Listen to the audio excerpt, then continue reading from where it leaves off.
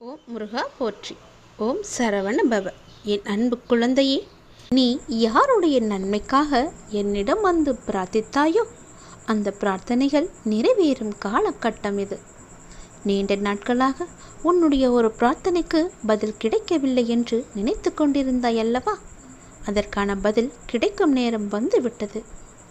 உன்னுடைய எல்லா பிரார்த்தனைகளும் என்னிடம் வந்தாலும் எது உனக்கு நல்லதோ அது அந்த காலகட்டத்தில் உனக்கு நடந்தால் நல்லதோ, எது எந்த காலகட்டத்தில் உனக்கு கிடைத்தால் சரியாக இருக்குமோ அதன்படி நான் உனக்கு அதனை தரப்போகின்றேன்.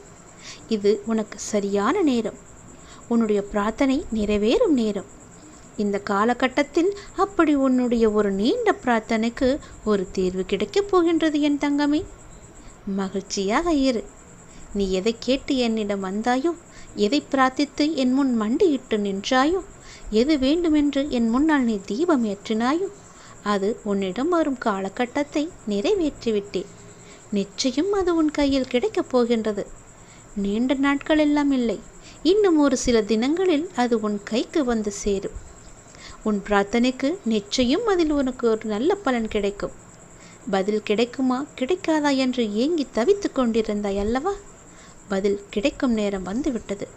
உன் எல்லா பிரார்த்தனைகளையுமே நான் கேட்டுக்கொண்டிருந்தேன், ஆனால் மௌனமாக இருந்தேன். கவனித்தாயா?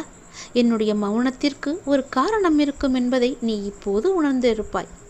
உனக்கு எது நல்லது எது கெட்டது என்பதை ஆராய்ந்த பிறகுதானே நான் உனக்கு கொடுக்க முடியும். நீ கேட்டதையெல்லாம் கொடுப்பதற்கு ஒரு நொடி ஆகாது. ஆனால் உனக்கு தாமதப்படுத்தியதற்கு இது மட்டுமே காரணம்.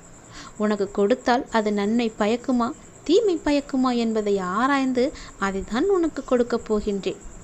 உன்னுடைய மிகப்பெரிய வேண்டுதல், நீண்ட நாட்களாக என்னிடம் பிரார்த்தித்து கொண்டிருந்த பிரச்சனைக்கு தீர்வு கிடைக்கப் போகின்றது.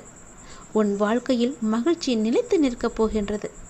உன்னுடைய எல்லா பிரார்த்தனைகளுமே நிறைவேறப் போகின்றது. நீ என்னுடைய அன்பு குழந்தை. யார் உன்னை விட்டு சென்றால் என்ன? உன் அப்பா உன்னுடன் தானே இருப்பேன். உன்னுடைய தேவைகளை நிறைவேற்றும் அளவிற்கு உனக்கு தைரியம் அதிகமாகவே இருக்கு என்பதை நீயே புரிந்து கொள்ளும் போது அனைத்துமே உன்னை வந்தடையும். உன்னுடைய முயற்சியை தாண்டி ஏதோ ஒன்று நடக்கிறது என்றால் அதுதான் அப்பாவின் விருப்பம் என்று ஏற்றுக்கொள். சில நேரங்களில் சில முடிவுகள் நம் புதிய வாழ்வின் தொடக்கமாக கூட இருக்கலாம். உன் தைரியம் எனக்கு மிகவுமே பிடிக்கும். தைரியமாக செய்ய நினைப்பதை நீ செய்து முடி. அங்கு உனக்கு வெற்றி மட்டுமே கிடைக்கும் என்பதை மறந்து விடாதே. நிச்சயம் என்னுடைய துணை, அருள், ஆசி என எல்லாமே உனக்கு கிடைக்கும்போது ஏன் பயப்படுகிறாய்? பயப்படாதே. நான் உன்னோடு உனக்கு துணையாகவே இருக்கிறேன்.